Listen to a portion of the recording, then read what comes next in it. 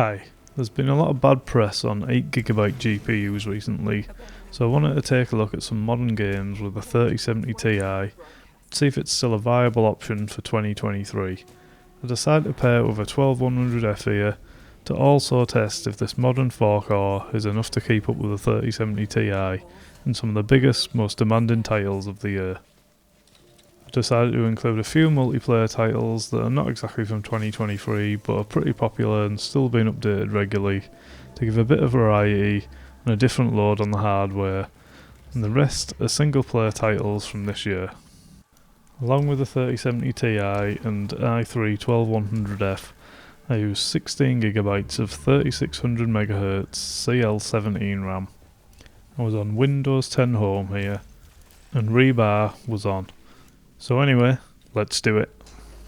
Starting with Battlefield 2042, with high settings, I wasn't able to get a lock 60 here, apart from when adding DLSS balance, so we'll just start with that, as it still offers a nice image quality and a playable frame rate.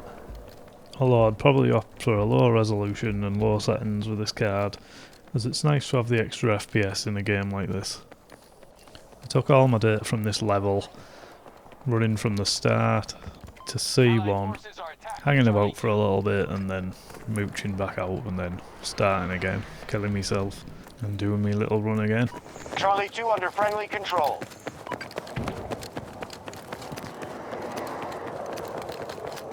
As you can see, at 1440p high with DLSS quality, I was able to lock 90 here, which is pretty good. But there is the possibility that it might dip below that depending on the level you go on and what's going on the screen. We've lost Sector Alpha to the enemy.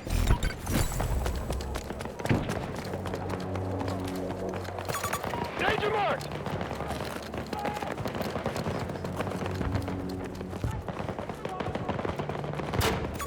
Red mark!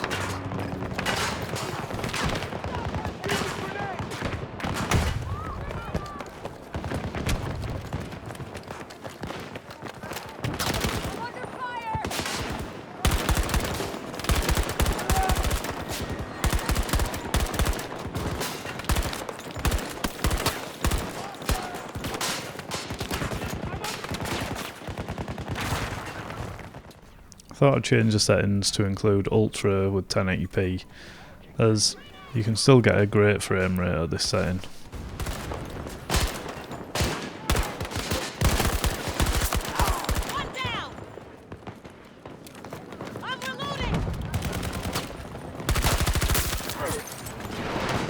We don't control enough sectors.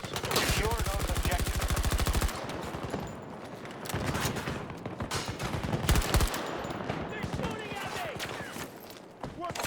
The 3070 Ti and 12100F here perform quite well and scale quite well when going down in settings, so you can still get some nice high FPS here at 1080p or at low settings at 1440p, allowing you to get a nice locked 120 there if you wanted to, so no problems at all in this game. Alpha 2 targeted. Attack.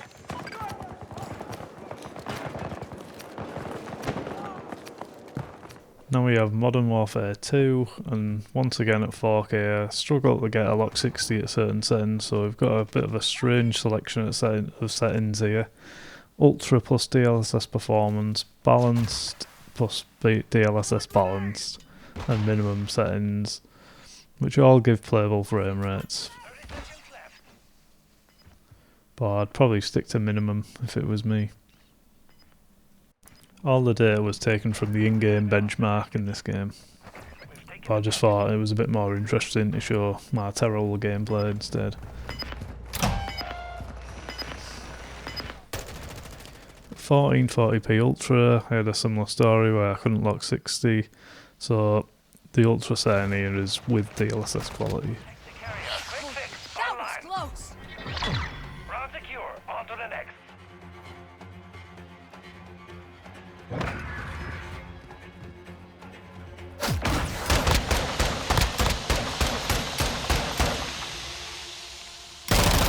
Switch inside. Knockout.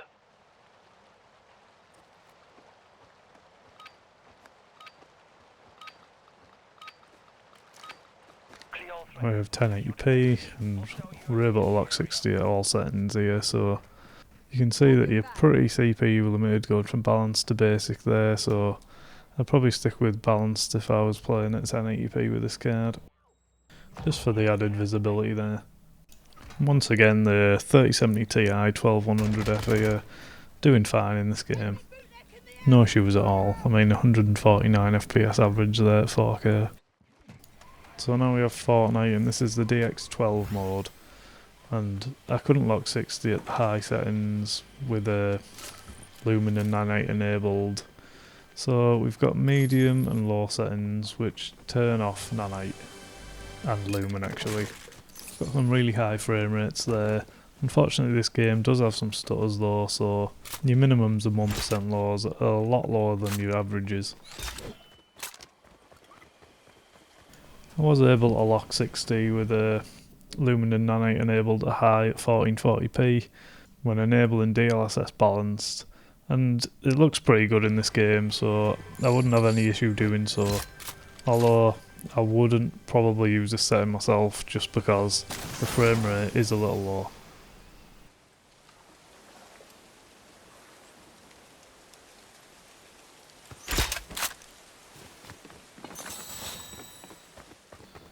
Doing really good at 1440 medium here, but as you can see at low, the CPU limit's really starting to kick in here. There's not much difference between this and 4K low. Although with a 266 frame average and 136 minimum, it's still pretty damn good.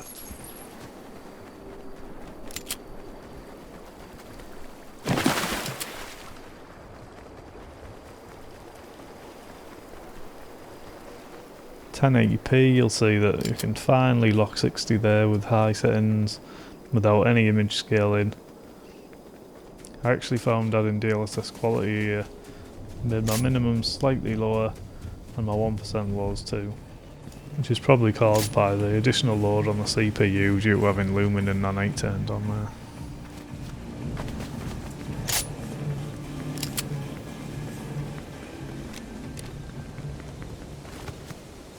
As you can see at 1080p medium and low, definitely CPU limited now, pretty much matching the 1440p data. So once again another great showing for the 3070 Ti 12100F here. You can get some massive frame rates and you can have a look at the eye candy at 60 FPS at 1080p there. If you wanted really, you can add them features in and then turn it down to medium settings so you keep Nanite but it's a bit easier to run. Next up we move on to the single player titles and we start with Resident Evil 4 at 4K. I did find I was a bit limited by the VRAM in this game. So at 4K I was only able to get the game to run at ray tracing, prioritised graphics and balance settings. Maximum crashed the game, as did prioritised graphics with ray tracing enabled. But the game still looks great at these settings, so I wouldn't really worry about it. Weirdly at 4K I actually got better performance with ray tracing on than I did with prioritised graphics here. But then that wasn't reflected in the other resolutions.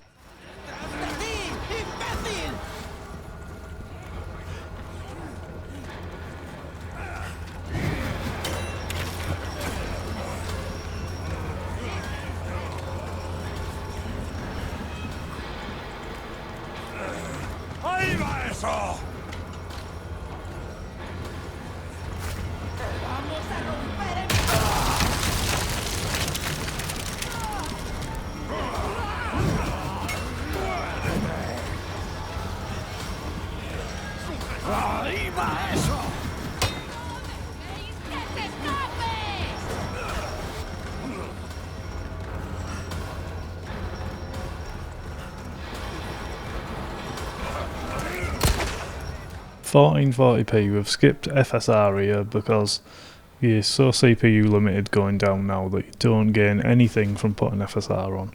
Well, maybe 1 or 2 frames at most.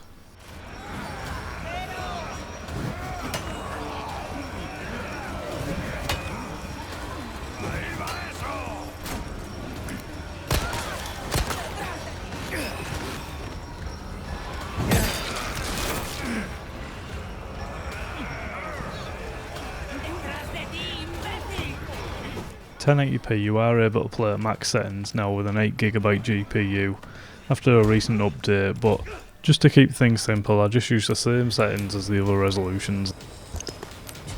So once again, my sound with this combo, no problems at all running this game. 60 FPS pretty easily, and a little bit more than that too. Although with the more powerful CPU, you could get a bit more FPS at low settings and resolutions.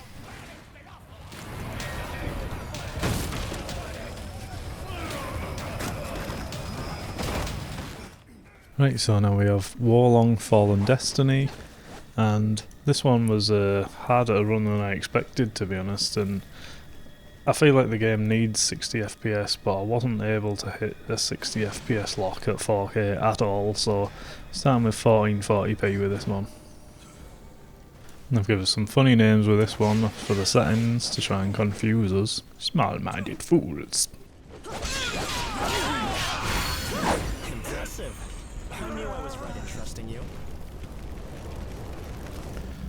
Now we have 1080p, and this game has a 120 FPS cap, so you might actually find that you could hit more than that performance setting there if you could turn that cap off somehow, but I'm not sure if you can.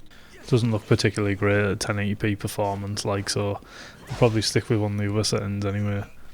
But yeah, it's a bit of a surprise in this one that I couldn't hit a 60 at 4K, although the game does have an inbuilt image scaler, so maybe that would get you there and still look pretty good. It is fine at 1080p and 1440p though, and that's probably where I'd play the game.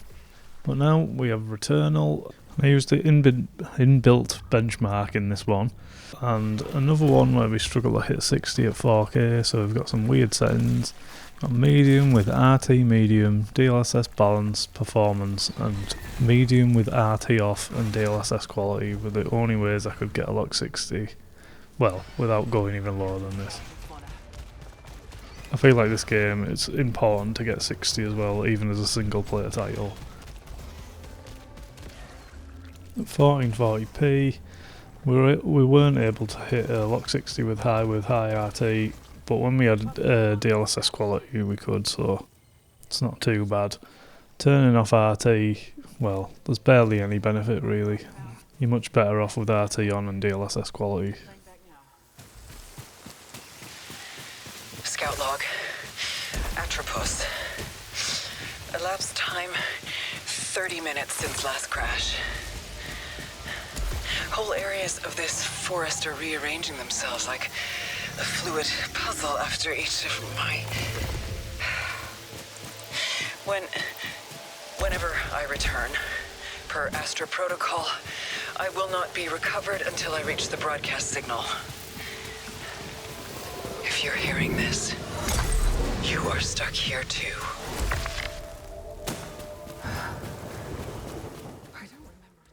Now we have 1080p, and this game actually scales really well. It's really well optimized, and dropping resolutions and settings always seems to benefit you a little bit. And you might as well just keep RT on and add DLSS, which is nice actually, for a change. But yeah, so it's pretty great in this game. Sound, bit of DLSS, and you can pretty much get RT, lock 60 at most settings, and you can even get a nice lock 90 for a bit of extra smoothness if you want.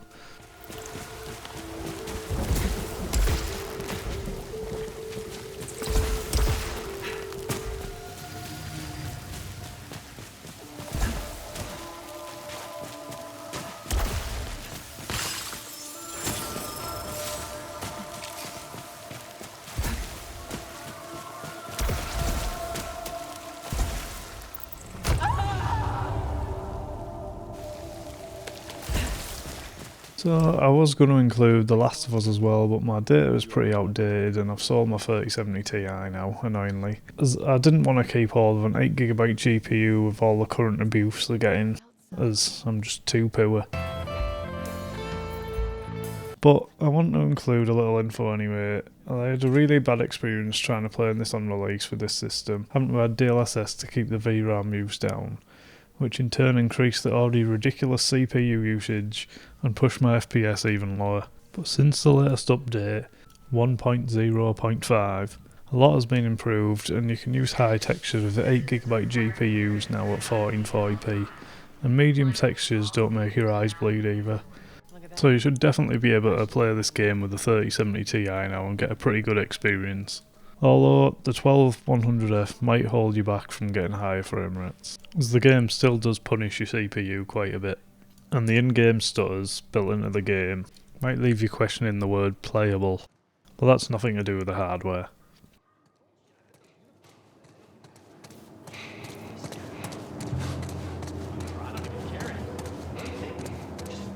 So finally we have Hogwarts. It's a type of venereal disease which is passed on by developers who take your money and leave you in a crying heap on the floor. But anyway, all my data was taken from the quaint little city of Hogsmeade, the most punishing city that anyone's ever been to in the land of computer games. Anyway, as you can see, I could get some alright averages here, but the game did stutter and didn't feel particularly great, to be honest.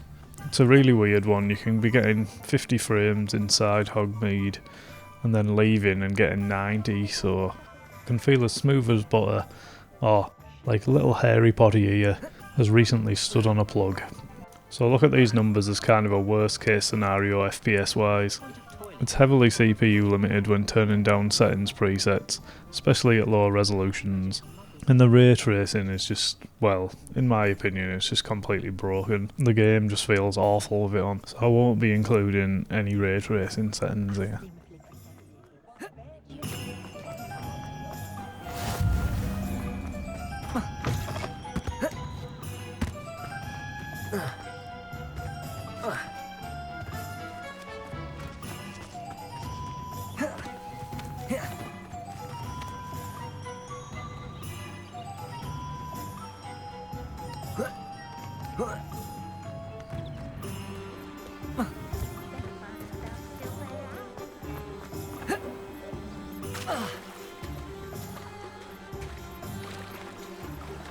So yeah, as you can see, when you're getting pretty good averages there, the minimums are quite a lot lower and the 1% lows aren't particularly great.